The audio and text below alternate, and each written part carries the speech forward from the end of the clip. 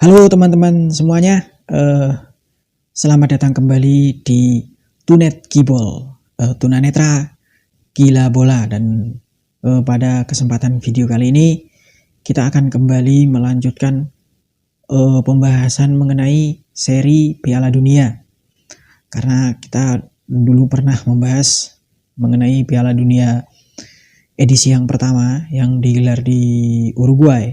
Dan kali ini kita akan kembali membahas Piala Dunia edisi yang kedua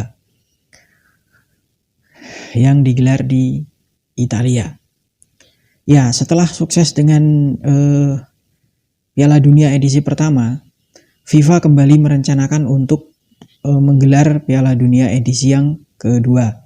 Dan pada Oktober 1932, induk organisasi sepak bola dunia itu akhirnya memutuskan bahwa Piala Dunia yang kedua digelar di Italia pada tahun 1934.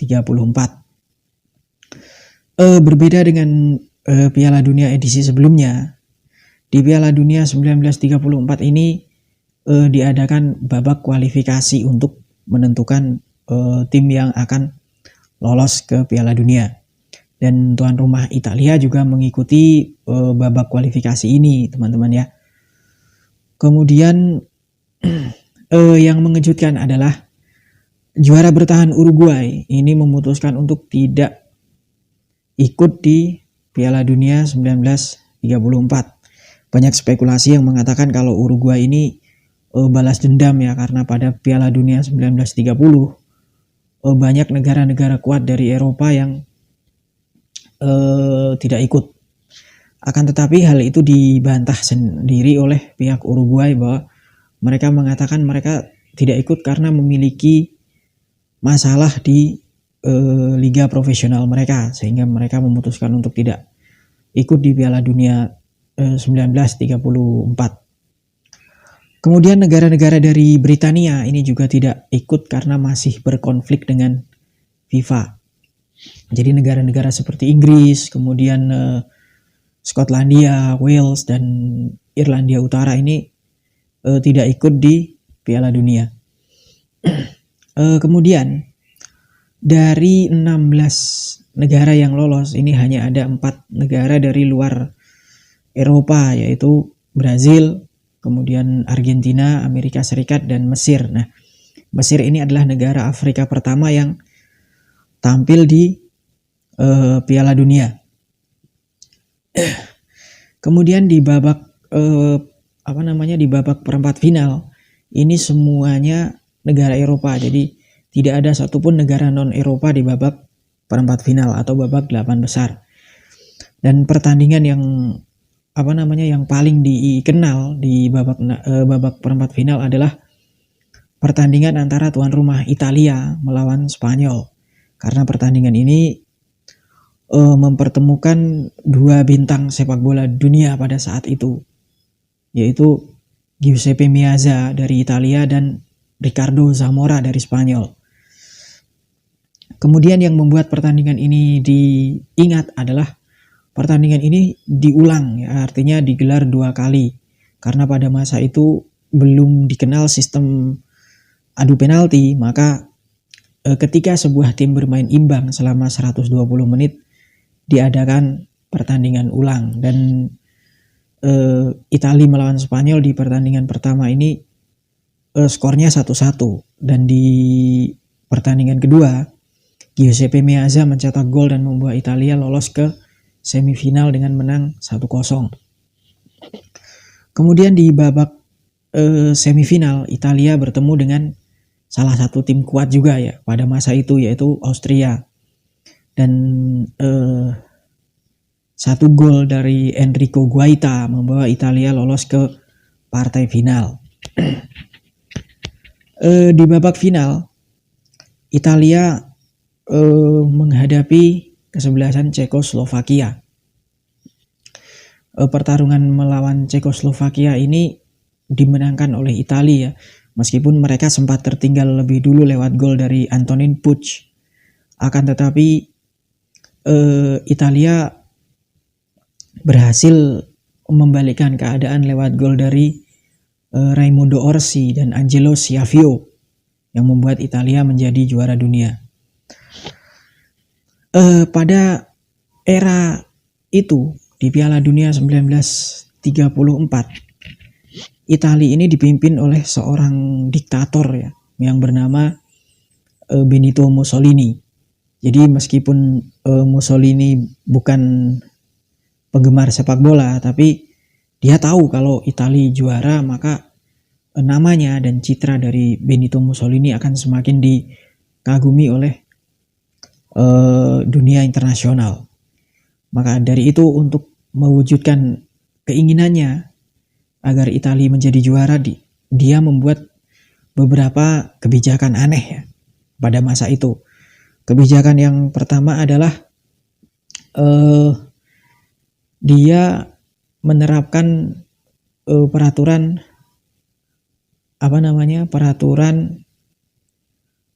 ini Oriundi. Nah, Oriundi ini adalah pemain yang memiliki darah Italia atau memiliki garis keturunan Italia. Ini wajib membela Italia. Mussolini mengatakan kalau mereka bisa mati demi Italia, maka mereka juga bisa bermain demi Italia.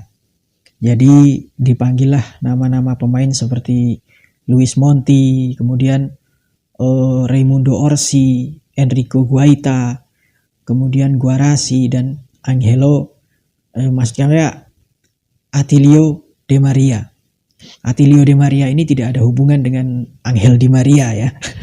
Begitu.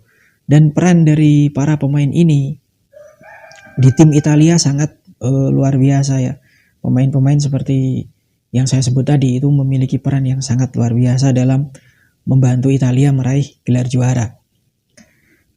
Dan yang kesal dengan keputusan Mussolini ini tentu saja adalah Argentina ya. Kita tahu pada masa itu Argentina merupakan tempat pelarian bagi orang-orang Italia yang mengalami kesulitan ekonomi akibat rezim dari fasisme yang diterapkan oleh Mussolini. Dan tiba-tiba menjelang Piala Dunia, para pemain Argentina ini dirampok oleh Mussolini. Selain kebijakan itu tadi, kebijakan Oriundi, Mussolini juga mengancam akan menggantung para pemain Italia kalau mereka tidak berhasil menjadi juara. Jika Italia gagal, maka para pemain itu akan dihukum mati, dan ancaman itu kembali ditegaskan menjelang pertandingan final melawan Cekoslovakia. Menjelang pertandingan itu Mussolini berpesan kepada para pemain Italia ya, katanya, tuan-tuan sekalian, bila Cekoslovakia bermain fair, maka kita juga akan bermain fair. Dan jika mereka bermain kotor, kita juga akan bermain kotor. Dan ingat, crash. Ya, crash di sini adalah simbol atau kode ya untuk kepala terpenggal dan menggelinding.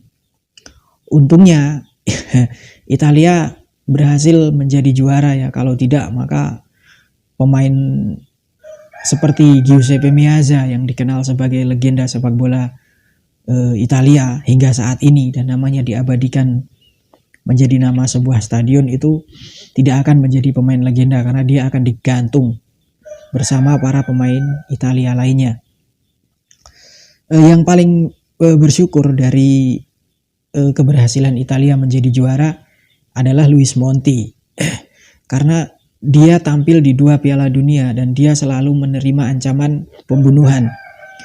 Di Piala Dunia 1930 ketika dia masih bermain di Argentina, ini di final dia diancam akan dibunuh oleh para supporter dari Uruguay.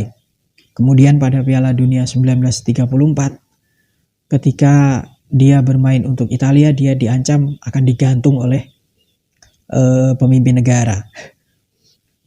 Ya, saya kira apapun itu, Italia adalah juara dunia edisi kedua ya. Ya, terlepas dari berbagai macam kontroversi, Italia tetap mengangkat trofi Jules Rimet meskipun dengan berbagai cara. Demikian pembahasan mengenai edisi Piala Dunia, edisi khusus Piala Dunia karena ini menjelang Piala Dunia. Dan terima kasih sudah menonton. Sampai jumpa di video-video selanjutnya.